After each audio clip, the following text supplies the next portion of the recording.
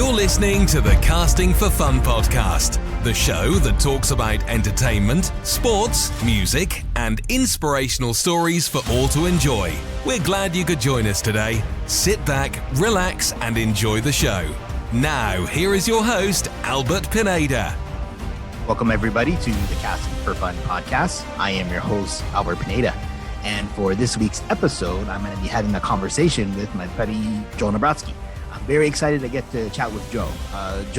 I met Joe many years ago, 20 years ago, in fact, when we were training to become missionaries at the Missionary Training Center in Provo, Utah for our church, getting ready to serve missions in the country of Brazil. And we had a really cool group of friends at the time that we were together learning to do missionary work. And, it was a short amount of time that we were together in the MTC, but we developed really cool friendships, and it was really cool experiences with those 9 other guys besides myself. And I've done my best to try and keep in touch with those guys. I mean, I can probably do better. And that's what I love the podcast for. It gives me an excuse to reach out to friends and reconnect with them.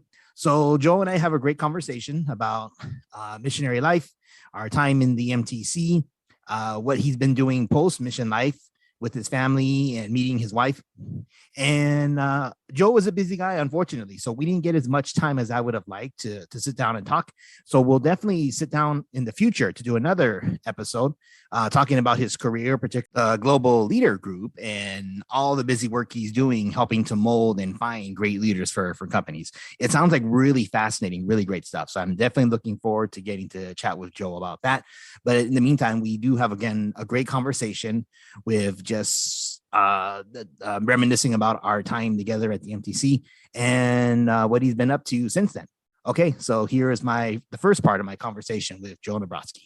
Joining me now on the Casting for Fun podcast is my very good friend who I haven't seen in 20 plus years, Joe Nabrotzky. Joe, how are you?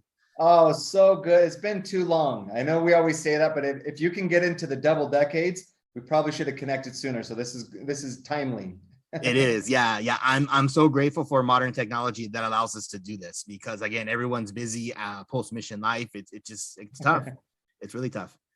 So Joe and I met each other at the Provo Missionary Training Center for the Church of Jesus Christ of Latter-day Saints, the church that we attend, because we were both called to serve as missionaries, serving in the country of Brazil at the exact same time, which was really, really cool.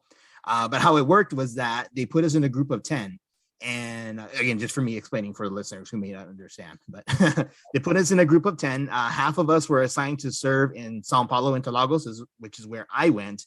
Joe and the other half, they went to Manaus, which is deep into the rainforest, like really close to the equator part of Brazil. So I tell people Amazon jungle, Amazon rainforest. And when I tell them, they're like, are you joking? It's like, no, I really, for 2 years, I walked and had the most amazing experience with the wonderful people of the Amazon. Mm-hmm. Very cool. Very cool. So I wanted to take this opportunity just to reconnect. I mean, we had such a really close friendship with the 10 of us back then. It was a really inspiring time, I think, for all of us. So I very much would love to just take this time to reconnect and catch up on everything that's happened post-mission life, and also hear about some of your experiences as well for this first interview. The second interview, I very much would love to dive into your career with the Global Leader Group, which sounds really fascinating to me. Super excited. Let's do it. I'm an open book for all the listeners. So you're going to hear more than you probably want. Okay, sounds good. Okay, so to start out, Joe, so I mean, again, I knew everybody very well, and we would often talk about where we were from, and obviously I knew that you were from Franklin, Tennessee, but my understanding was that you grew up in a couple of different areas before that, right? So if you could explain what your early teenage and early life was like.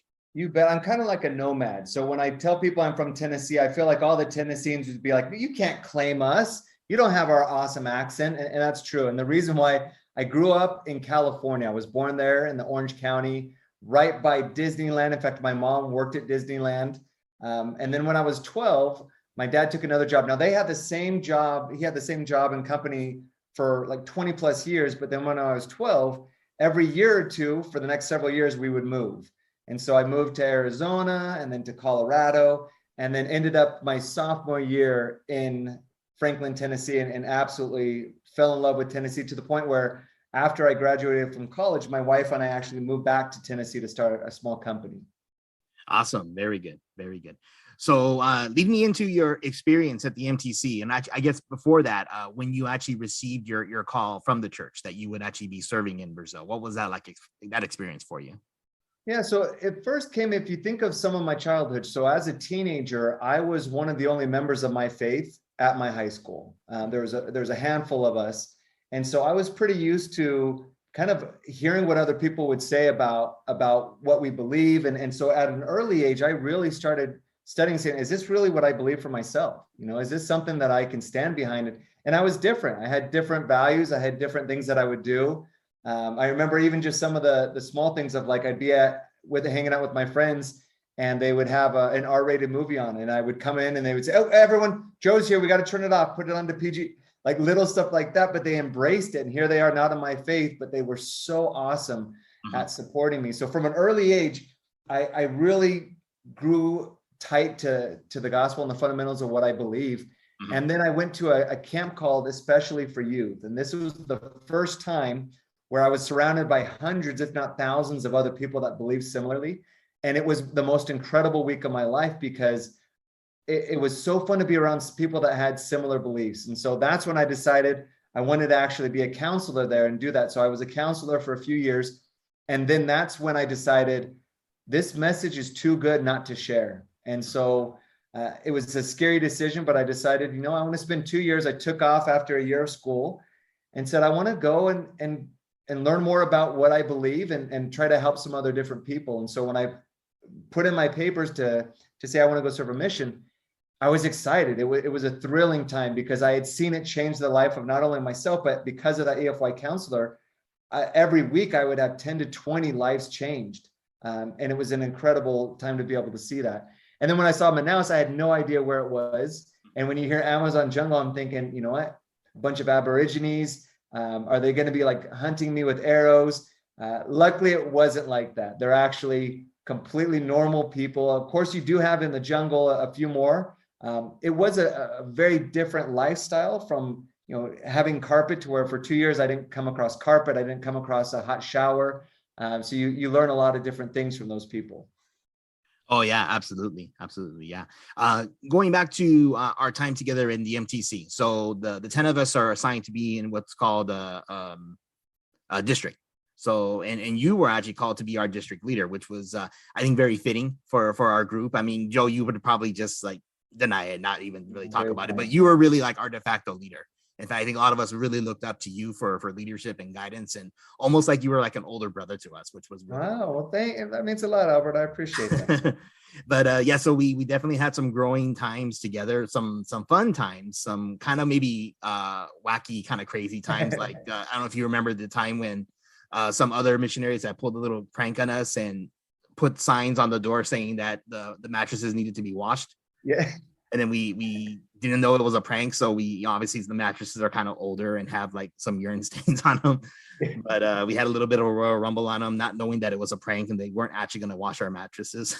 Yeah, we had a lot of fun. I still have actually an experience that I think about often. In fact, I was just talking to my wife about it.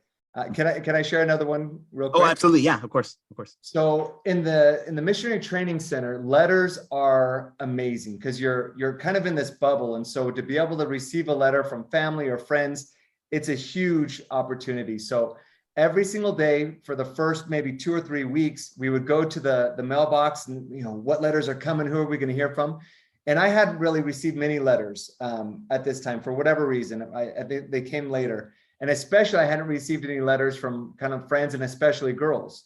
Mm-hmm. And so it was one thing where we kind of started joking. I'd be like, okay, today's the letter I'm going to get. And I would name a girl that I had a crush on before the mission or something else. And of course, as a missionary, you're still focused, but you're having fun a little bit. Yeah. And so finally, the day came where there was a huge package, and it happened to be from this girl that I said, okay, today she's going to email me. She's going to write today. And so finally, 7 days later, this huge package comes. I'm so excited. I grab it. We take it back to our dorms. And it was a little bit weird because people started, my other companions started taking pictures. And I'm like, well, maybe they're just really proud of the fact that she finally not only had a letter, but she sent a package. And I open it up and there's candy and brownies. In fact, Albert, I remember he reaches his hand into this box and he's like, oh, wait, that's mine. And I'm like, what do you mean that's yours? So he grabs it, and then I get to the very bottom of the box, and there's a letter that says, "Dear Joe, did you really think she'd write?" Oh, And what it was, and now I can look back with a smile on my face. But what it was is my companions had decided, you know what, we're going to pull a prank. So they got a box. They actually put her name on it, her real address, and then they put all the goodies from Albert and other people that actually had friends that had sent packages. So that was kind of one of my favorite / not favorite memories. And in fact, Albert, I don't know if I've ever told you this, but to get my revenge, I had my brother send me brownies with chocolate laxatives, and I willingly gave them to all of you for that wonderful experience.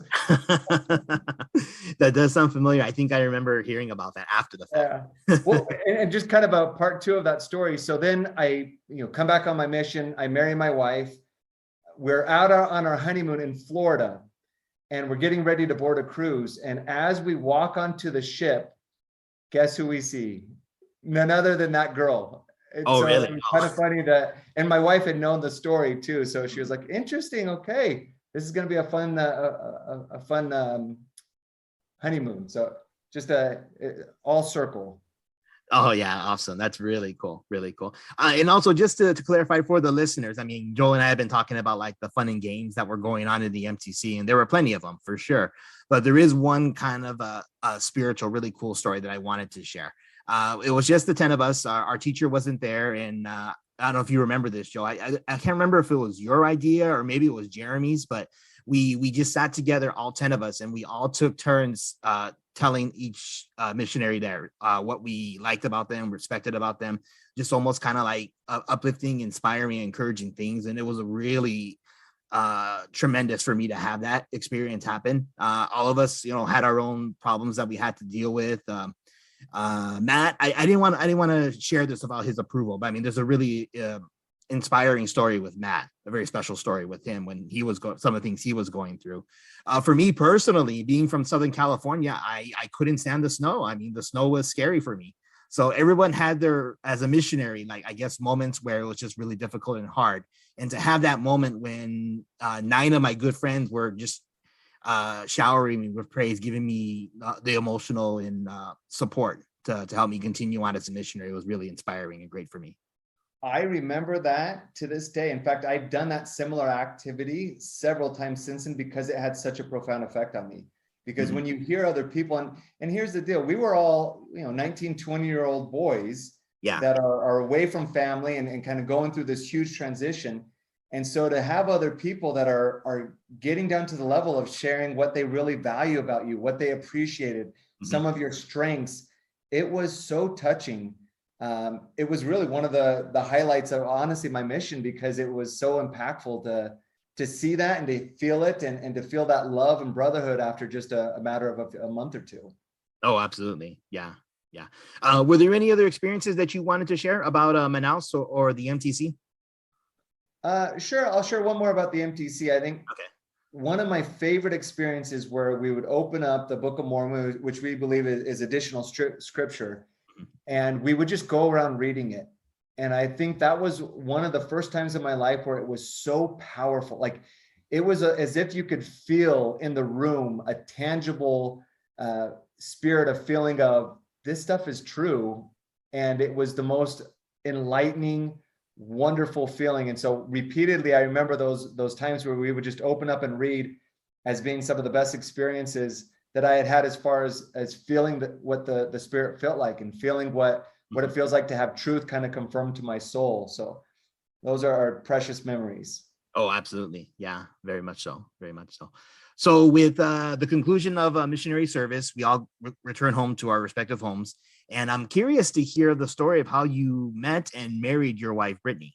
Again, I subscribe to yours and your wife's YouTube channel, The Pillow Talk, which I find really hilarious and really awesome and fun. So any content like that, YouTube channels, podcasts, I love this quite a bit. So anytime like my friends are doing stuff like that, you can guarantee that I will subscribe, listen, read it. So I'm curious to find out how it came about that you met Brittany.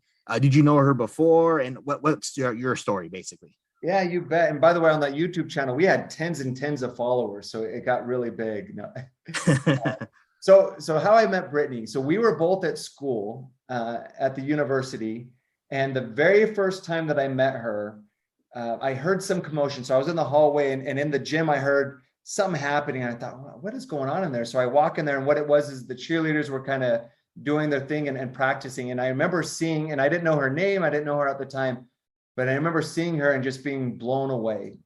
Not only by her, she was of course gorgeous, but there was a light about her. There was something that was such an attractive thing of, this is the type of person I want to be around. And I even commented to my friend, but I was pretty shy. And so even though I thought she was amazing, I never had the guts to go up and just be like, hey, I'm Joe. How do you know? And so for several weeks, I didn't say anything to her. I never saw her again.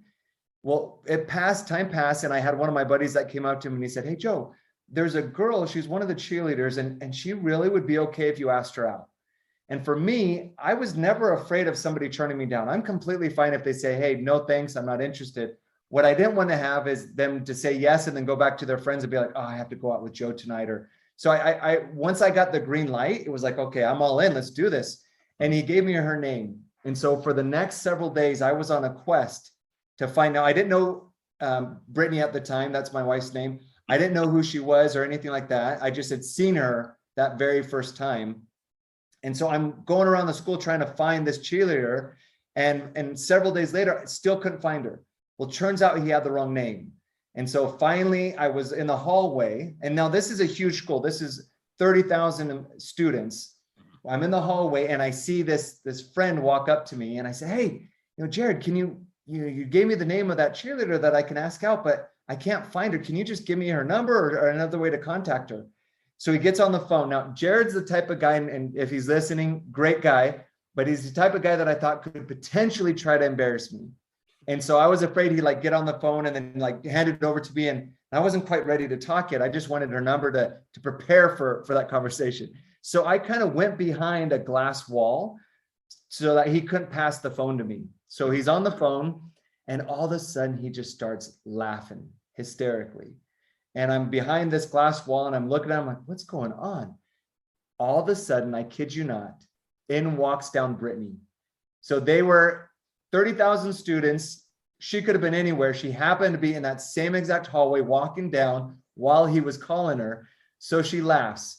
Now, she gets down to the point where she's with Jared, my friend, and she looks at me behind this glass wall, kind of hiding. And she says, is that Joe hiding behind there? Now, you got to realize, never talked to this girl before, don't even really know her name. And here she is saying, is he hiding behind the wall? So it's the most awkward moment. And now that I talked to her, she said it was awkward for her too, because she's like, I had to admit that I knew your name. And so it was awkward for her that she said, Joe. And so she was trying to uncover or make it less awkward. And so to do that, she said, well, what were you doing behind there? And so I said, well, I was just kind of hanging out there, but Jared said some great things about you. And to make it even more awkward, she said, well, really, what did he say? And so I had to explain a little bit more of that. So as we're talking though, another kind of like the cool kid of the campus, all the girls had a crush on him. He was somewhat famous. He walks up and he walks right in front of me. Now, I'm sure he's a great guy and probably didn't mean to do this, but he walks right in front of me so that he could face and talk to Brittany. Now, I find out later that they were actually casually dating. And so he walks in front of me, and then he picks her up in a big hug, spins her around, and places her back in front of me to where my eyes are looking at the back of her head. Oh, so wow. It was like the craziest awkward moment.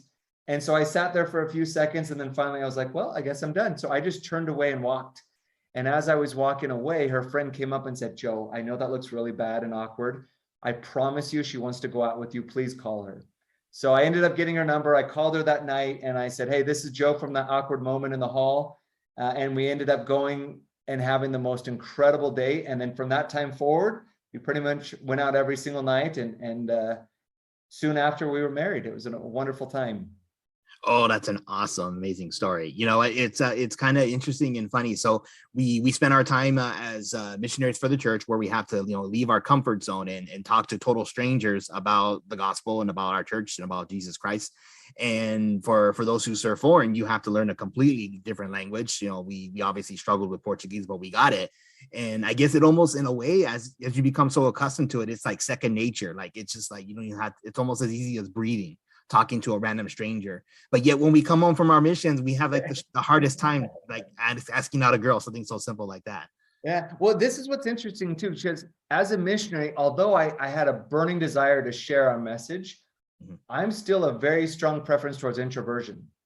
And so for me, even going out and talking to people, that was extremely hard. So it never got easy to me per se, because I had to challenge myself every day, even just to go open my mouth, especially in another language, when it was hard to be able to do that. So I think it's helpful for people to know too, that you can grow and you can progress, but you still are going to go through different challenges, and everyone has different challenges. And that was one of mine, is coming out of my shell and learning how to talk to people and how to have a relationship. But you're totally right. That all went out the window when it came to a cute girl. But we all grow up, and then we all get to great stages of our lives where we have kids and we have our careers, which is where we're all at now. But I was so fascinated and curious, and just to hear that you and your family decided to move to Switzerland. So if you could share about that experience, like what led you to move your family halfway across the globe, and what was your experience like in Switzerland? Yeah, so part of it actually started with Brazil. Going to another country is such an eye-opening experience. I went from having, in the United States, we have so much. Like, even though we had times with that were maybe tough, you have food, you have shelter, you have safety. And so to go to a country where, I remember my very first week, I would walk down the street, of course, a dirt street, not paved in road, and I would see hut after hut after hut. And I remember looking out, and I had, these young children that were outside bathing because their parents weren't there. And then I go to the end of the hall or the street, and I'd see all the dads at the pub drunk. And I remember thinking, man, just what a difference of this experience of these children, what they're going through, and how they don't even know where they're going to get their meal the next day. And so I think there's a compassion, and there's an empathy that comes when you're able to see how somebody else lives. And these people were so happy and lovely. And so some of those men, I would see, after we kind of taught them and coached them and helped them, completely changed their lives and grow up to be great men in the community, great husbands and fathers. And so it was really, really attractive from that standpoint to be able to see it. So I wanted my kids to experience something like that, where they realize that the world doesn't revolve around the United States. And so we looked at going into Europe or other different places, and Switzerland is just a beautiful, safe, wonderful place. And so the opportunity came with my work. I worked in HR to be able to go and help one of the business units there. And so we jumped on it, and it was in the French speaking part of Switzerland. So Switzerland really is divided into several different languages and cultures, if you will. You have a French one down more towards the southern, where we were at, off of Lake Geneva. Then you have an Italian one and a German one. And so when they got there, I remember the first month or two, remember, they don't speak the language, and they had people that were mean to them. So it was the first time in their life where they realized what it's like to not have friends, or to not be able to communicate, and to be picked on just because they were American. And although that was very challenging, those are experiences that change you to where, when we got back, or even from that time forward, and there was someone kind of sitting alone, or there was somebody that was being picked on, my kids felt that firsthand, and they would go and stand up for that person, or they would go and say hi. Or so it's those type of experiences that we wanted to get in. And also, it was kind of funny where when we went there, we're like, hey, we're American, and they're like, oh, I'm so sorry you're American, which is completely different than Brazil. It was like, oh, I'd love to go to America. So it's just a different dynamic that was really intriguing to us. Mm-hmm. I got to see the videos that you had posted while you were there, which was really cool. I mean, I can attest from just the videos that you guys posted that it is a really beautiful country. Like, there was the video of you and your wife going down the luge, right? The slide, which looked really fun. I guess you guys recorded it with a GoPro. Is that right? Yeah, or even an iPhone. We're not as technology advanced as everyone else. But yeah, we had so much. It's beautiful. I recommend Switzerland to everyone, whether you live there or you're just visiting. The people are amazing. It was a great experience. Oh, awesome. Very good. Very good. So I guess for a cultural question that I kind of have for both countries. So what was your favorite thing to do or food to eat from both countries, from both Brazil and Switzerland? Brazil, I love the beans and rice, and we had them every single day, but I grew to just love it because you would be full and it was delicious. Every single person made it a little bit differently and unique to where I never got sick of it, even though I ate it every single day. And then I also loved creme de maracujá. I think it's a cream of passion fruit. Yeah, that was kind of my favorite. In fact, after I had it one time, I spent my entire month money making it. And so 2 weeks into it, I was out of money because the crema de maracujá was everything that I ate. So that was kind of my favorite there in Switzerland. And I apologize to my Swiss peeps. The food wasn't my favorite, to be super honest. It's more of kind of French cuisine. And I'm more of a simpleton of, give me just something simple that tastes good, a good cheeseburger. Yeah. But I would say one of my favorite things were we'd go to these local places and they would have shaved off meat that they would put into like a tortilla. And so they called it a taco, but it's not like the taco how we know it. Those were probably my favorite little treats. Oh, awesome. Very cool. I'm so sorry that we're so short on time. Is there any other last minute things you wanted to bring up with either missionary work, with Switzerland, with your marriage to Brittany, your kids, anything else that you wanted to bring up last minute? There's a million things, and I wanted to hear more about you, Albert. I know with this podcast, it was kind of centered on me, which I don't like. So we'll have to do another time where I can catch up with you. I want to hear the latest of what's going on with you and all of that type of stuff, but we can do that offline. Oh, okay. Yeah. Well, this may be a shameless self-promotion on my part, but I mean, I've recorded episodes with my wife talking about our infertility problems that we've gone through, the IVF procedures that we went to have our daughter Avery, and the adoption of our son Liam. So if you ever get a chance, check out some of the episodes I've done. You can kind of get a feel of like what's been going on with me the past 20 years. I'm going to grab a box of popcorn and we're going to hit out some of those Albert profiles. I'm excited. Awesome. Well, I definitely want to touch base with you again when we have more time. Thank you for, again, making the time for me just to chat, even if it was just for a little bit. It was so great. I'm looking forward to getting to chat with you again, Joe. Hey, Albert, I really appreciate it, man. I'm excited to be able to talk to you again. And like I said, I'll watch some of those, but then I want to regroup outside of a podcast, of course. Oh, absolutely. See how you're doing. Absolutely. Okay. Thanks, Joe. You've been listening to the Podcast. Thanks, everyone.